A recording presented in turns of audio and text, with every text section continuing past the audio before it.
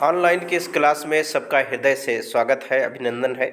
आइए आज की इस क्लास में कक्षा 11 आरोह भाग 1 कवित्री निर्मला पुतुल द्वारा रचित आओ मिलकर बचाएं कविता पर आधारित कुछ ऑब्जेक्टिव सवाल को लेकर के उपस्थित हुआ हूँ। आइए हल करने का प्रयास किया जाए। पहला सवाल है कि आओ मिलकर बचाएं किसके द्वारा रचित है। तो यहाँ पर बिल्कुल पहला ऑप्शन बिल्कुल करेक्ट होगा, निर्मला पुतुल। नेक्स्ट सवाल देखेंगे, निर्मला पुतुल किस भाषा की कवयित्री है।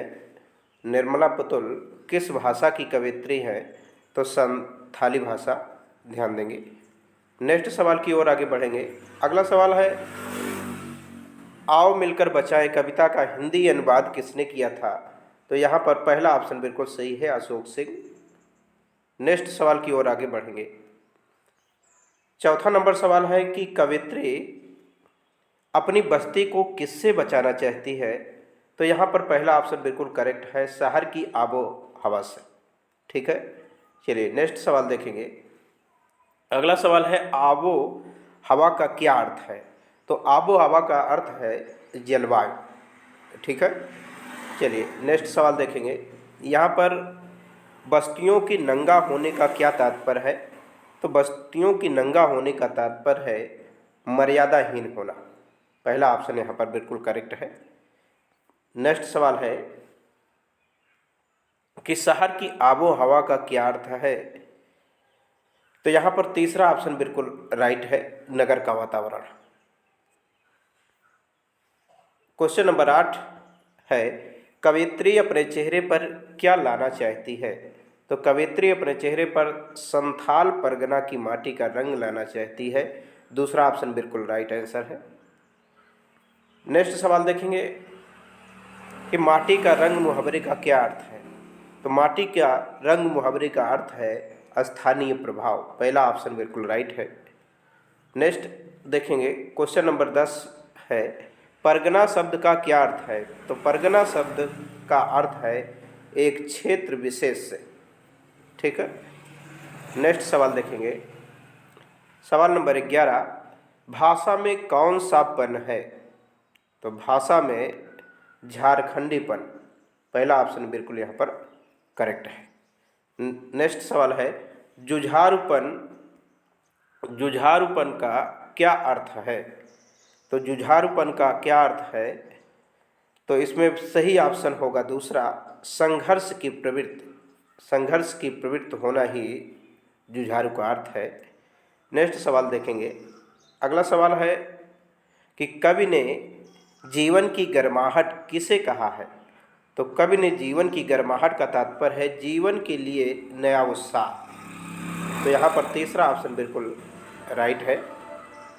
नेक्स्ट सवाल की ओर हम आगे बढ़ेंगे। सवाल नंबर 14 है कि कवित्री, इसमें देखेंगे, ठंडी होती दिनचर्या के माध्यम से कवित्री क्या कहना चाहती है।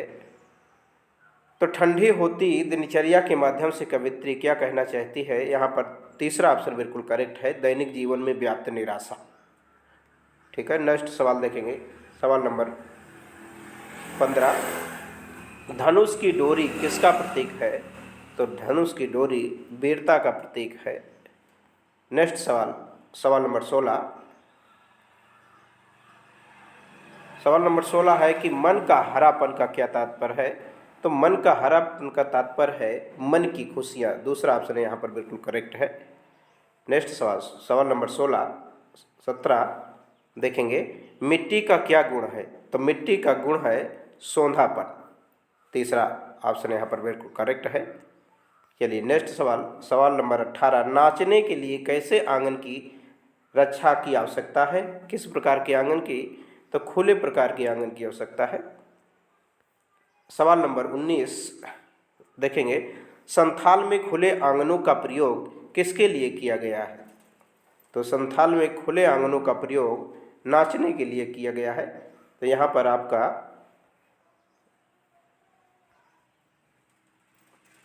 दूसरा ऑप्शन बिल्कुल करेक्ट होगा।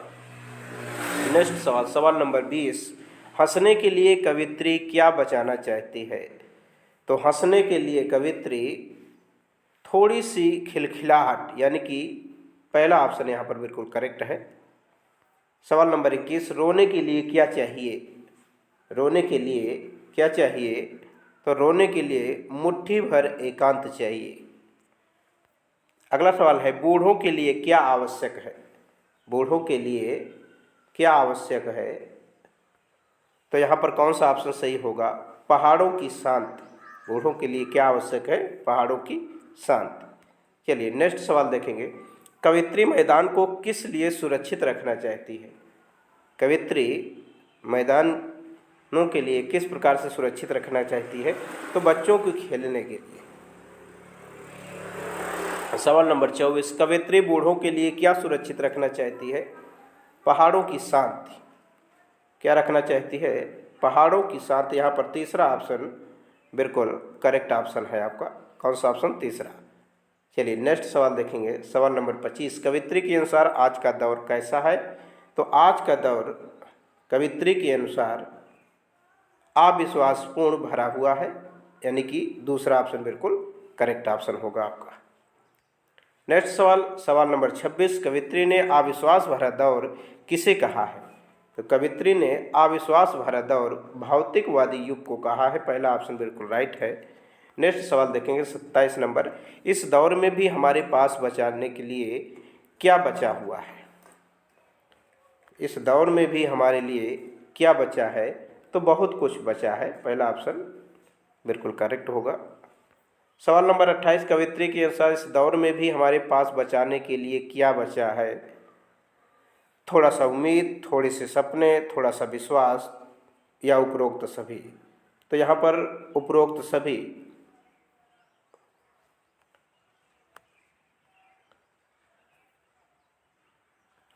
ठीक है, तो यहाँ पर चौथा ऑप्शन बिल्कुल राइट आंसर होगा। सवाल नंबर 29, निम्नलिखित में से कौन सा कथन कविता के अनुसार सही नहीं है? तो पहला ऑप्शन है बच्चों के लिए मैदान, बिल्कुल सही है। पशुओं के लिए हरी हरी घास, ये भी बिल्कुल सही है। तीसरा ऑप्शन में जवानों के लिए पहाड़ों की शांति, बिल्कुल ये ऑप्शन गलत है। तो गलत कौन सा नहीं है पूछ रहा है, तो यहाँ पर तीसरा ऑप्शन जवानों के लिए पहाड़ों की शांति नहीं, बल्कि बुढ़ापों के लिए पहाड़ों की शांति के लिए बात कवित्री ने कहा है। चलिए अंतिम सवाल है आज की इस वीडियो का, कवित्री लोगों के भीतर क्या जगाए रखना चाहती है?